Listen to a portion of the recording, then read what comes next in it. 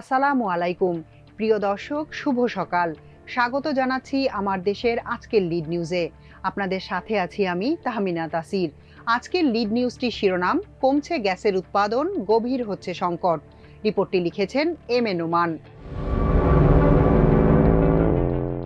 এক বছরে গ্যাসের উৎপাদন কমে গেছে প্রায় 500 মিলিয়ন ঘনফুট। প্রতিদিন 1003 মিলিয়ন ঘনফুটের ঘাটতি নিয়ে ধুঁকছে গ্যাস খাত। উদ্বেগ বাড়ছে জ্বালানি নিরাপত্তা নিয়ে। দৈনিক 4000 মিলিয়ন ঘনফুট গ্যাসের চাহিদার বিপরীতে দেশীয় উৎপাদন ও আমদানি থেকে মিলছে 2700 মিলিয়ন ঘনফুট। তীব্র গ্যাস সংকটে শিল্প খাত মুখ থুবড়ে পড়ার উপক্রম হয়েছে। বাসা বাড়িতে চুলা জ্বলছে না, চরম ভোগান্তিতে রয়েছেন রাঁধুনিরা। পতিত আওয়ামী লীগ সরকারের ভ্রান্ত নীতি ও দেশে গ্যাস অনুসন্ধান ও উৎপাদনে অবহেলা গোটা খাতকে নাজুক অবস্থায় ঠেলে দিয়েছে। প্রাকৃতিক গ্যাসের উৎপাদন কমে যাচ্ছে আশঙ্কাজনকভাবে। দেশে আবিষ্কৃত গ্যাস ক্ষেত্রগুলো থেকে উত্তোলনযোগ্য 29.78 ট্রিলিয়ন ঘনফুট গ্যাসের 23 টিসিএফ এর মতো উত্তোলন করা হয়েছে। নতুন গ্যাস জাতীয় গ্রিডে যুক্ত না হলে আগামী 10 বছরের মধ্যে মজুদ শেষ হওয়ার আশঙ্কা করছেন এ খাতের কর্মকর্তারা। সামনের সেচ ও গরমের মৌসুমে বিদ্যুৎ কেন্দ্র চালাতে প্রয়োজনীয় গ্যাস, কয়লা ও জ্বালানি তেল আমদানি করা যাবে কিনা তা নিয়ে শঙ্কা সৃষ্টি হয়েছে।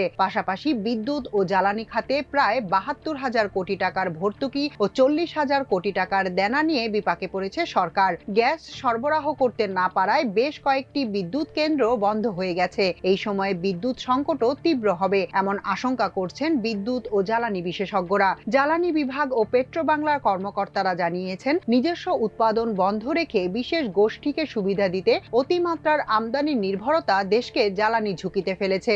গত বছর বিদ্যুৎ কেন্দ্রের জন্য 1.6 বিলিয়ন ডলারের কয়লা আমদানি করতে হয়েছে। বিদ্যুৎ কেন্দ্রগুলো সচল রাখতে এবার 3 বিলিয়ন ডলারের কয়লা আমদানি করতে হবে। কয়লা সংকটের কারণে ইতোমধ্যে বেশ কয়েকটি বিদ্যুৎ কেন্দ্রের উৎপাদন বন্ধ হয়ে যায়। এমন পরিস্থিতিতে দেশের জ্বালানি নিরাপত্তা নিয়ে গভীর সংকট দেখছেন জ্বালানি বিভাগের সঙ্গে সম্পৃক্ত কর্মকর্তা সহ এ খাতের বিশেষজ্ঞরা। তাদের মতে, বিগত সরকারের 15.5 বছরের লুণ্ঠনমূলক কর্মকাণ্ডের দায় ও বোঝা সামলাতে গিয়ে অন্তর্বর্তী সরকার হিমশিম খাচ্ছে। এই সময়ে দেশের পুরো জ্বালানি খাতটি তুলে দেওয়া হয়েছিল আওয়ামী লীগের রাজনীতির সঙ্গে যুক্ত লুটেরা ব্যবসায়ী গ্রুপের হাতে। দেশের প্রাকৃতিক জ্বালানির অপার সম্ভাবনা থাকলেও আওয়ামী লীগের স্বৈরতান্ত্রিক শাসনের সময় দেশে প্রয়োজনীয় নতুন কূপ খনন করা হয়নি। অফশোর ও অনশোরের ব্লকগুলোতে নতুন কূপ খনন, পুরনো কূপগুলোর উন্নয়ন করে গ্যাস উত্তোলনে এখনই কার্যকর পদক্ষেপ না নিলে বিপর্যয় কাটিয়ে ওঠা সরকারের জন্য কঠিন হবে বলেও আশঙ্কা করছেন বিশেষজ্ঞরা। বিদ্যুৎ ও জ্বালানি খাতে অন্তর্বর্তী সরকারের সমন্বয়হীনতা দেখছেন তারা। তাদের মতে, গ্যাস বিতরণ কোম্পানিগুলোর দুর্নীতি ও সিস্টেম লস কমিয়ে আনতে সমন্বিত পদক্ষেপ নিতে হবে। হাইড্রোকার্বন ইউনিটের দেয়া তথ্য মতে দেশে মোট গ্যাসের মজুদ 40 ট্রিলিয়ন ঘনফুটের মতো। এর মধ্যে উত্তোলনযোগ্য মজুদের পরিমাণ 28.62 টিসিএফ। গত জানুয়ারি পর্যন্ত 23.12 টিসিএফ গ্যাস উত্তোলন করা হয়েছে। চাহিদা ও উত্তোলনের বিপরীতে জাতীয় গ্রিডে নতুন গ্যাস যোগ না হওয়ায় মজুদ দ্রুত কমে আসছে। কিছু কিছু গ্যাস ক্ষেত্রে গ্যাসের সন্ধান পাওয়া গেলেও নানান জটিলতায় তা আশানুরূপভাবে গ্রিডে যোগ হচ্ছে না। নতুন গ্যাস উত্তোলন না হলে আগামী 10 থেকে 11 বছরের মধ্যে মজুদ শেষ হয়ে যাবে বলে আশঙ্কা বিশেষজ্ঞদের। তবে জ্বালানি বিভাগের কর্মকর্তারা জানিয়েছেন, কিছু কূপ থেকে গ্যাস উত্তোলন হচ্ছে এবং সীমিত আকারে তা জাতীয় গ্রিডে যুক্ত হচ্ছে। যদিও পরিসংখ্যানে তা এখনো আসেনি, কারণ গত 16 বছরে গ্যাসের মজুদ নিয়ে কোনো সমীক্ষা চালানো হয়নি। ফলে এই বিষয়ে কিছুটা বিভ্রান্তি রয়েছে বলে মনে করছেন তারা। পেট্রোবাংলা জানিয়েছে, দেশে দৈনিক প্রায় 4000 মিলিয়ন ঘনফুট গ্যাসের চাহিদার বিপরীতে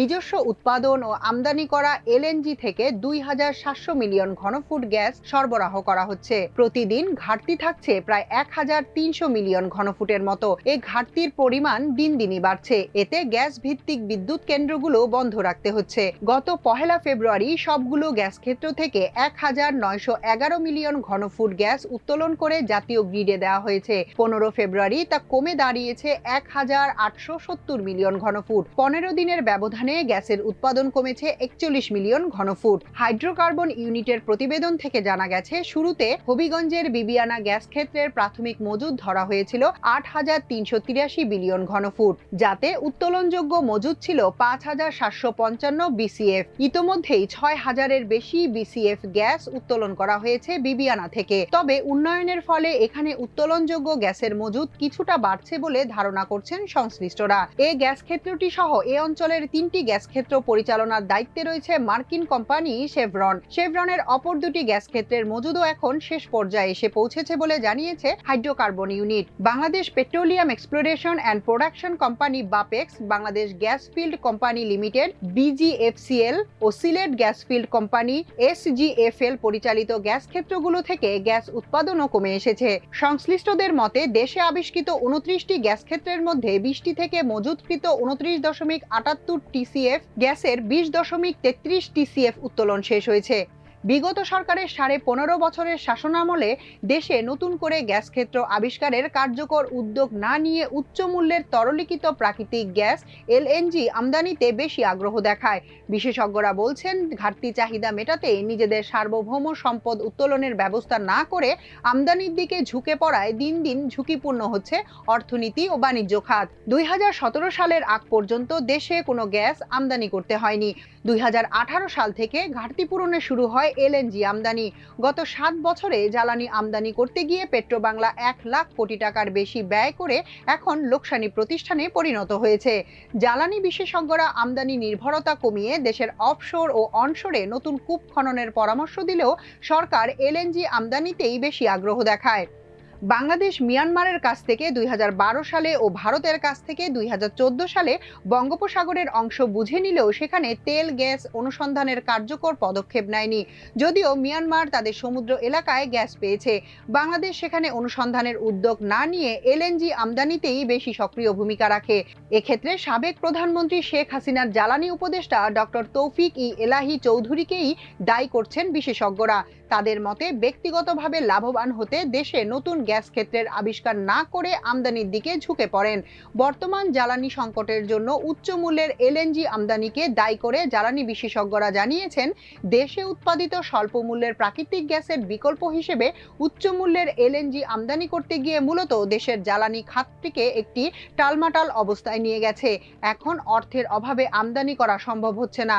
আবার অর্থের জোগান না হলেও টার্মিনালের ক্যাপাসিটির কারণে তা খালাস করে জাতীয় গ্রিডে দেওয়াও সম্ভব হবে না।